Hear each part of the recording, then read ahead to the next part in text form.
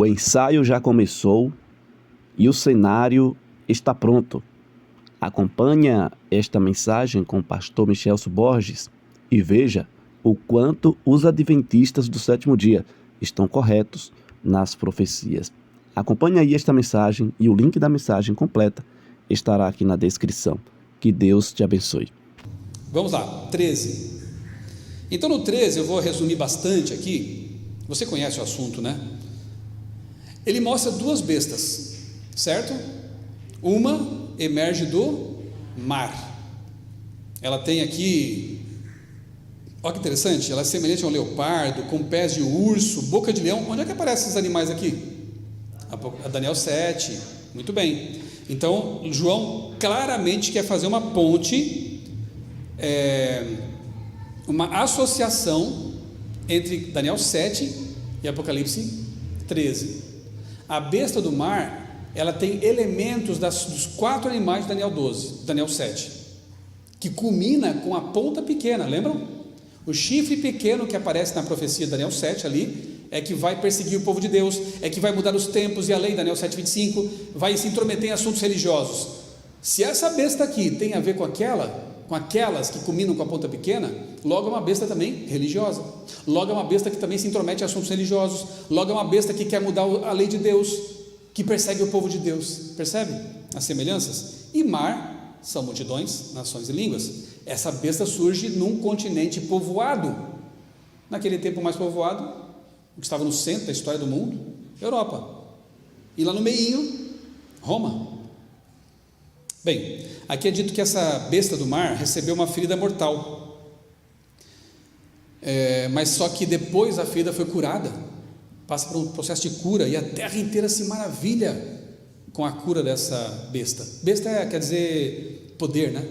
Pode ser reino, pode ser poder. Lá em Daniel tem as bestas, os animais, todos eles eram reinos. Aqui temos também um poder bem poderoso, para usar aqui uma redundância, né? Só que ela é ferida. Interessante, porque aqui fala dos 42 meses, é 1260 anos também. Então no fim dos 1260 anos ela recebe uma ferida mortal. O que aconteceu em 1798? O general Berthier, né, de Napoleão Bonaparte, prende o Papa Pio VI, morre na cadeia o Papa. Os bispos se tornam reclusos, eles se afastam da cena.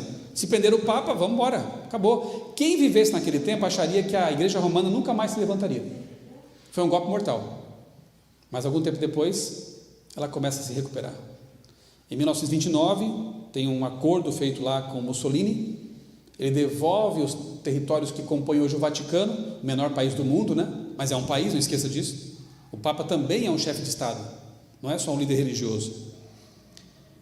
Em 2015, o Papa Francisco visitou, pela primeira vez um Papa falou lá no Congresso, na sede da ONU, na Casa Branca, e foi aclamado por multidões, recebido no aeroporto com honrarias de Estado, a terra se maravilhando. Eu lembro que na época eu li um artigo no jornal Estado de São Paulo, um repórter, não tem nada a ver com religião, e ele se espantando, dizendo assim: no século XIX essas cenas seriam impensáveis, porque a América tinha muito preconceito com respeito aos papistas, como chamavam os católicos. Um Papa nunca ia pisar lá para abençoar a América. Aí no século XXI, 2015, ele fez exatamente isso. Também esteve lá. E ali no parapeito, né, do Capitólio, ele abençoa a multidão em Washington. Uma cena impensável anos antes. No Grande Conflito, no livro Grande Conflito, Ellen White fala que havia um abismo antes, mas que com o tempo esse abismo seria transposto. No tempo dela falar que haveria uma união, uma aproximação entre América e Vaticano e o Papado, é um absurdo, devem ter rido dela. Que é isso? O tempo passou, e hoje o que acontece? Não tem mais abismo, tem uma ponte bem pavimentada. Aliás, segunda vez na história, os Estados Unidos têm um presidente católico, alinhadíssimo com o Vaticano. Isso é para ficar atento, né? Joe Biden é católico, amigão dos jesuítas. Um padre jesuíta fez a oração da sua posse. Ele fez o juramento presidencial em cima de uma Bíblia católica jesuíta. Não foi uma Bíblia protestante, como sempre se faz com presidentes protestantes. Há muita coisa interessante aí, né? Esse alinhamento. Assim que ele foi eleito, ele já ligou para o Papa e disse: estou junto com você nessa questão ambiental. Quem acompanha meu canal sabe do que eu estou falando agora. Ecumenismo. Tem se falado muito agora. Eu estudo esse assunto há 10 anos já. E eu só vi isso crescer. E agora, forte como nunca. Em novembro vai ter uma reunião aí. Não estou dizendo que vai acontecer marca da besta, por favor, me entendam bem. Não estou marcando data para coisa nenhuma. Se eu marcasse data aqui, já me tira daqui e me chama de herege. Porque qualquer pessoa que marcar qualquer data para qualquer coisa é herege. Jesus foi muito claro em dizer que ninguém sabe o dia nem a hora. E lá em Atos, né, também Lucas repete, dizendo que os tempos aí futuros pertencem a Deus. Você não tem que saber nada disso. Você tem que estar pronto todo dia. Você pode morrer amanhã.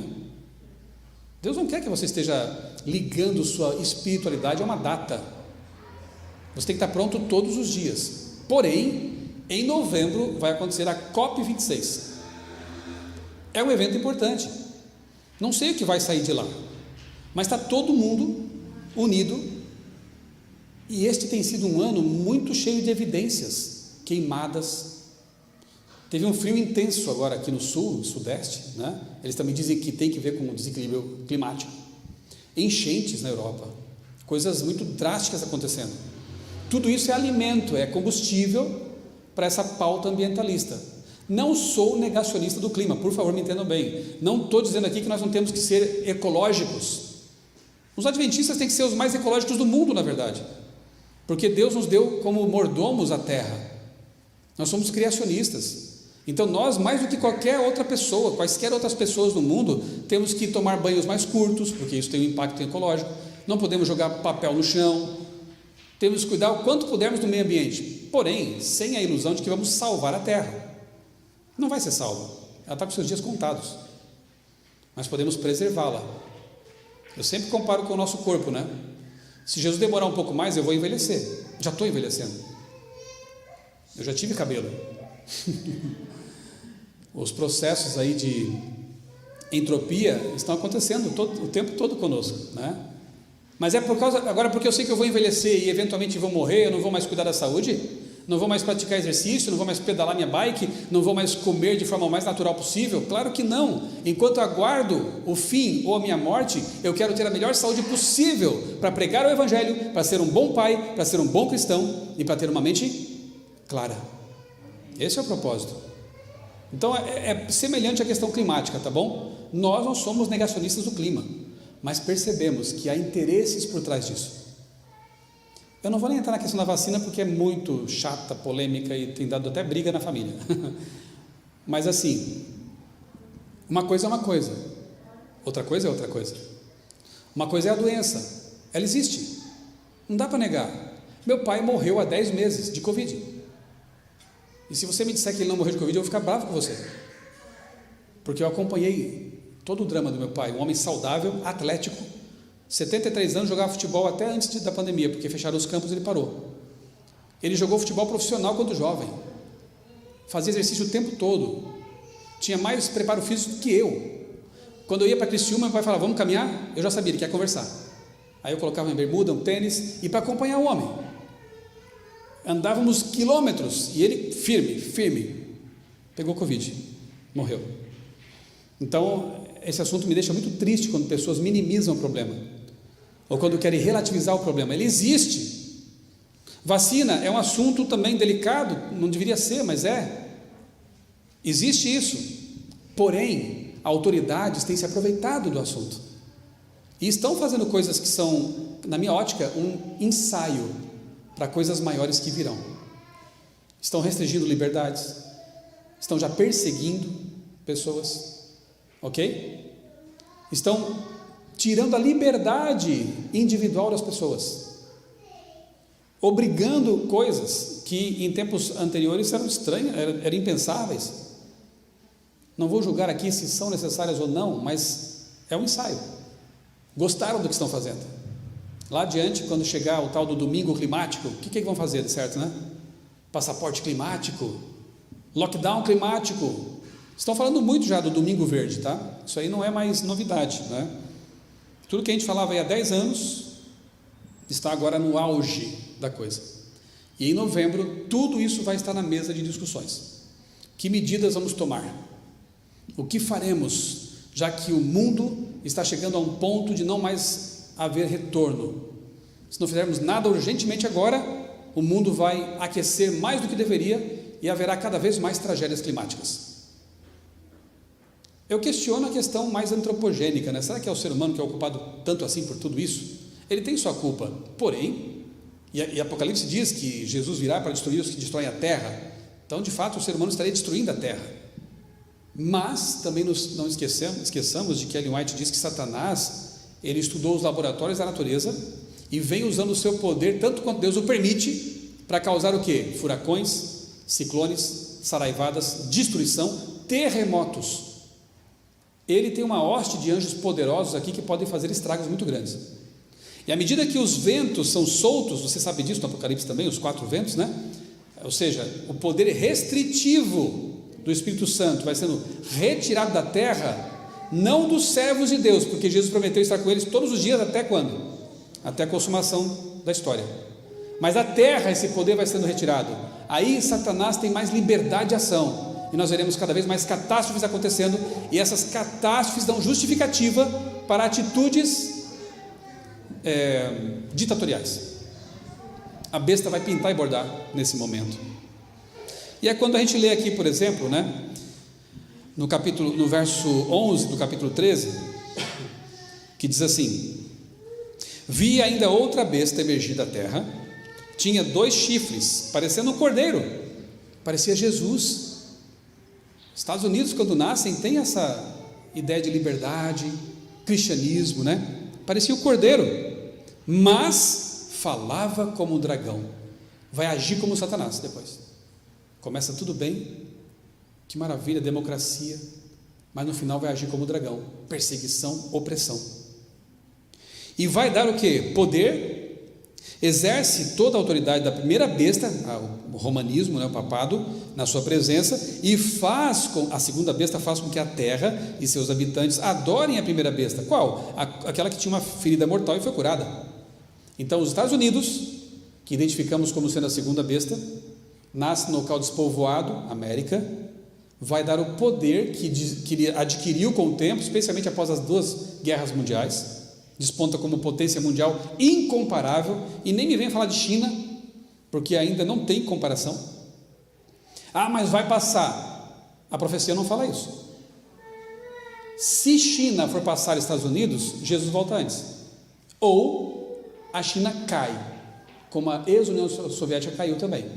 Como vai ser? Não sei. Mas eu creio na profecia. A profecia diz que haverá apenas 2 potências como bestas: o papado romano e os Estados Unidos da América. Fora disso, é especulação. O que vai acontecer com a China? Não sei. Deus sabe. Porque nos anos 90, quando eu me converti, me tornei adventista, eu tinha lá 19 anos, era um pouco confuso ainda, porque havia um pouco antes 2 blocos, né? Rússia, ou União Soviética, e Estados Unidos. E muita gente falava: tá vendo, a profecia não vai se cumprir, porque tem 2 potências e o Apocalipse fala de uma só. Cadê a União Soviética? Acabou. O Muro de Berlim caiu em 89, o bloco todo lá ruiu, né, nos anos 90, no começo dos anos 90, acabou. Assim é a profecia, ela é infalível, irmão. É uma cena que aconteceu nos anos passados, história daquele chinês famoso. Sim, na Praça Celestial, né? A gente pode até especular que vai acontecer alguma revolução popular ali, que eles não vão suportar mais a maneira que eles são tratados, e ruim todo esse sistema, porque parou. Ou então uma crise, como a gente imagina que vai acontecer, uma crise econômica mundial. A China é a fábrica do mundo, né? Tudo é made in China, né? Até a meia que você sorteou, acho que deve estar, é americana, mas vai ver lá a etiqueta, né? Se houver uma crise em que os países não possam mais comprar deles, acabou a China, acabou.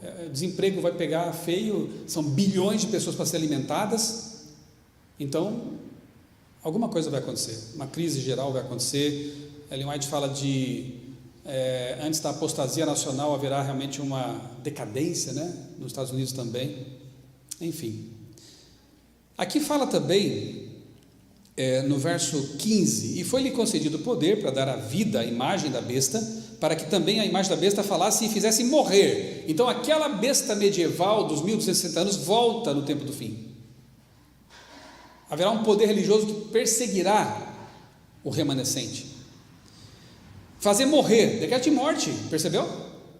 Inconcebível, né? Nosso tempo, um decreto de morte, está no Apocalipse. Fazer morrer quem? Quem não adorar a imagem da besta. E a todos, os pequenos e grandes, ricos e pobres, livres e escravos, faz com que lhe seja dada certa marca na mão direita ou na testa, para que ninguém possa comprar ou vender, senão aquele que recebe a marca, o nome da besta ou o número do seu nome. Então haverá um decreto de morte e um decreto que tem que ver com o selo, uma marca. O que é a marca da besta? É triste ver na internet tanta gente viajando, porque não leem a Bíblia direito. Quer um exemplo? 2 exemplos. Tem gente que não vai para a praia por causa do Apocalipse. Amigos, que não vai à praia, mesmo que seja uma praia deserta, mais tranquila, né? Longe do mundanismo, não vou, porque a besta ela surge do mar. Já viu isso? Que dó, né? Não toma banho de praia porque a besta surge do mar. Besta é um poder, mar são povos, multidões, nações e línguas. Tem nada a ver com a praia. Outros diziam, quando houve o atentado terrorista ao World Trade Center, que agora em setembro faz 20 anos, quem diria, irmão Jama, que 20 anos depois o Talibã voltaria ao cenário? Terrorismo vai voltar a acontecer. Terror, medo. Fundamentalistas, isso tem um dia eu falo sobre isso aqui. Quem são os fundamentalistas e quem não são os fundamentalistas estão sendo chamados de fundamentalistas, injustamente. Estude sobre isso. Quem diria, 20 anos depois a história parece que deu um retrocesso, né? Tudo voltou. Quem é mais velho aqui, os jovens, não sei se, né, tem essa experiência, mas eu assisti ao vivo, ali as torres ruindo. Teve gente na época que disse, olha aí, é o cumprimento de Daniel capítulo 8. Como assim? Porque lá mostra um carneiro com 2 chifres, são as 2 torres. Eles são quebrados ali em Daniel 8, então as torres foram quebradas. Não tem nada a ver. É só você ler o capítulo 8 inteiro, lá na frente, o anjo diz para Daniel o que são aqueles chifres, o que é aquele carneiro, o que é o bode. A Bíblia responde. O carneiro são os reis da Pérsia, da Média da Pérsia. O bode é a Grécia, o chifre notável é o seu rei mais destacado, Alexandre. Não precisa interpretar, é só ler. Agora vem aqui dizer que a marca da besta, quando eu me converti, estava na moda o código de barras. Sabe o código de barras? Nos anos 90 diziam que a marca da besta era o código de barras. Passou. Aí começaram a dizer que não, agora é um chip. Sabe aquele chip que eu colocar na mão aqui? Por enquanto não colocaram ainda, né? Mas é um chip que vai ser colocado na mão direita. Eu colocava até na esquerda, não tem nada a ver. E tinha que colocar na testa também, ninguém põe na testa, porque ali fala que é na testa e na mão. Só vale a mão direita então, quando eles querem. Então, é um chip na mão. Passou, parece, né? Porque agora estão dizendo que a vacina que tem chip dentro da vacina torna você uma antena 5G. Amigos, chip nem passa na agulha, né? Estão dizendo que eu vou morrer daqui a 24 ou 48 meses, porque eu tomei a vacina da Pfizer. Eu quero estar vivo em 2023 e vou querer que todo mundo que disse que eu ia morrer se retrate. Porque mesmo que a vacina fizesse mal, eu tenho um Deus todo-poderoso. E se Ele não quiser que eu morra de Covid ou de vacina, não vai deixar morrer. Eu estou fazendo meu papel de cidadão, eu convivo com pessoas em público, eu faço palestras para muita gente. Se eu morasse no meio do mato e ficasse isolado, eu nem podia ter o direito de ficar dizendo, né, está errado aí, né? Mas se eu morasse no meio do mato e comesse só comida orgânica, porque na verdade os agrotóxicos são mais cancerígenos, são mais perigosos até do que algumas vacinas, tá? Então se eu morasse no meio do mato e comesse só comida orgânica, eu podia ter alguma moral para dizer alguma coisa. Mas eu sou um pregador e vou ficar até o fim, até onde Deus me mandar pregar. Se tiver que ser preso, eu vou ser preso. Mas eu quero pregar para as multidões, para as pessoas. E eu tenho que ser responsável socialmente. Não quero ser vetor de nada. Gente, eu fui uma vez pregar no Equador, tive que tomar vacina para ir para lá. Febre amarela e outras. Missionários que vão para a África tomam um monte de vacinas. É obrigatório. Então eu não vou pregar, eu vou ficar só em casa. Ok, você é livre, mas eu não vou deixar que isso me impeça de pregar. 2023, se Jesus não voltar, eu vou voltar aqui, João, então, vou dizer, estou aqui, mas eu espero que ele volte antes. Quem sabe? Bom, eu nem vou entrar nesse mérito, porque isso aí é, como eu falei, a gente perde até amigo e parente. Esse assunto está muito complicado. É uma pena que o nosso povo esteja se metendo nessa questão, que não é a nossa questão. Não é para nós isso. Deixa para ser perseguido na hora certa e pelo motivo certo, que vai ser por causa da marca da besta. Tá, mas se a marca da besta não é o código de barras, não é o chip, não é a vacina, o que é? Ora, o que é Apocalipse? É o livro dos contrastes. Você tem o cordeiro e o dragão, você tem o povo remanescente, o povo que segue a besta, você tem o Cristo e o anticristo. Se tem a marca de Deus, tem a marca da besta. Vamos então identificar a marca de Deus para saber o que é da besta, porque a da besta é a oposição, é a contrafação. O que é o selo de Deus na Bíblia? Não tenho tempo de aprofundar, mas vai lá, diga um texto. Ezequiel 20, 20, bom texto. Isaías 8,16, também é um bom texto. O que dizem? Sela a lei no coração dos meus discípulos. Ezequiel 20, 20, santifique os meus sábados, pois servirão de sinal entre mim e vocês. Resumindo, o sábado é o selo de Deus na Bíblia. O selo continha informações básicas sobre a autoridade que selava, o nome, o cargo, a jurisdição onde ele atuava. E se você ler os 10 mandamentos, porque Isaías diz que está na lei o selo, então você vai na lei e lê todos os mandamentos. Qual dos mandamentos tem essas 3 coisas? Identifica a autoridade, o nome dela, identifica o cargo dela e a jurisdição dela. É o 4º mandamento. Eu já vou facilitar para vocês. É o mandamento que é tido como memorial da criação. Você guarda o sábado por quê? Porque em 6 dias criou Deus os céus, a terra, o mar e tudo que existe. Toda vez que você guarda o sábado, você está reconhecendo que Deus é o Criador.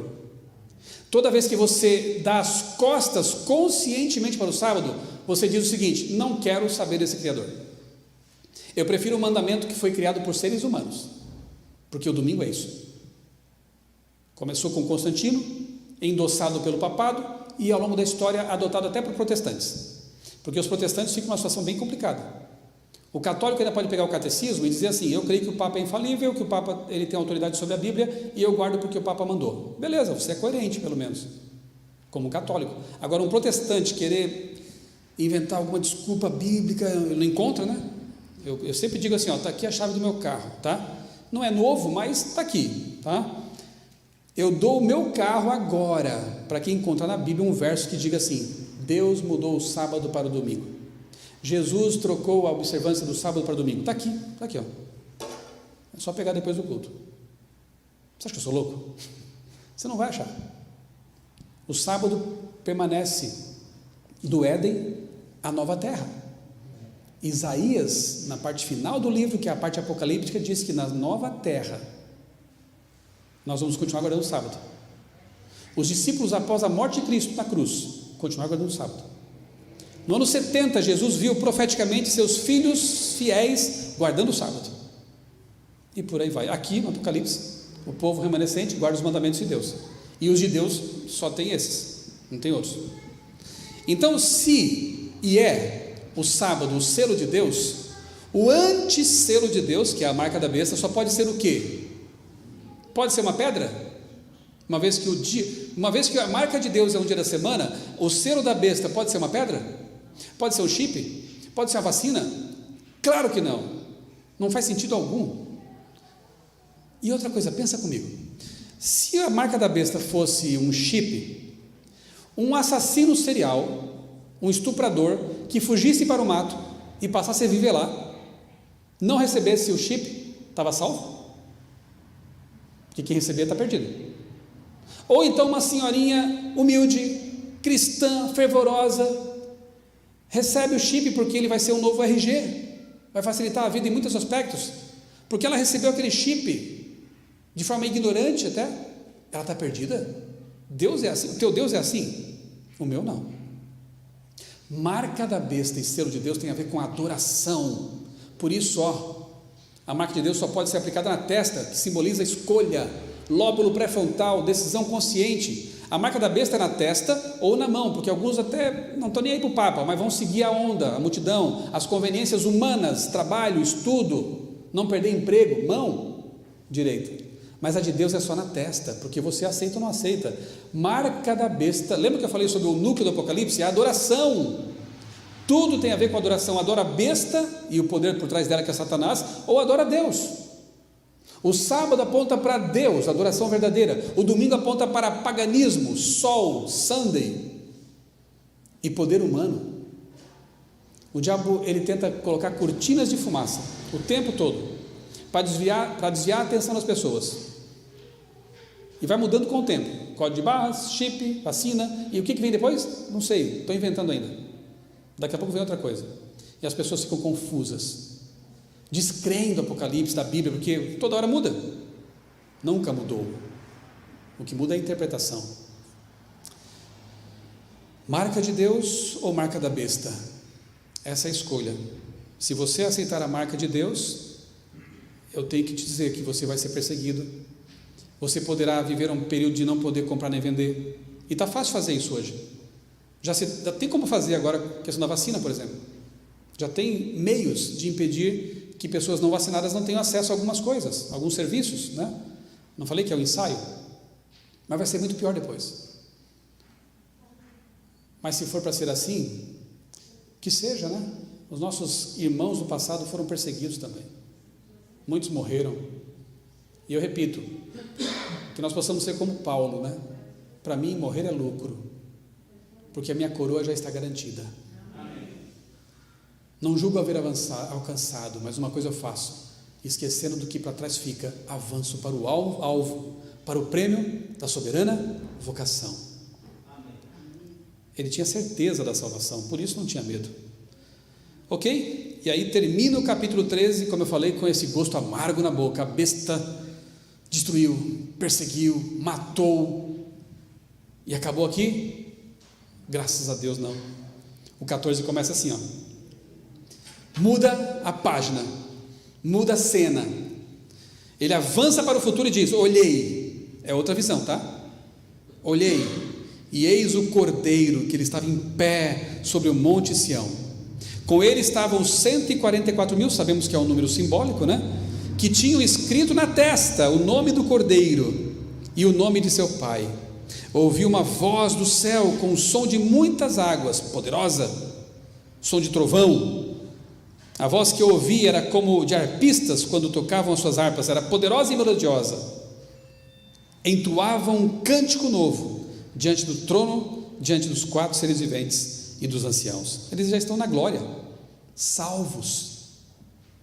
Ninguém podia aprender o cântico senão os 144 mil que foram comprados da terra.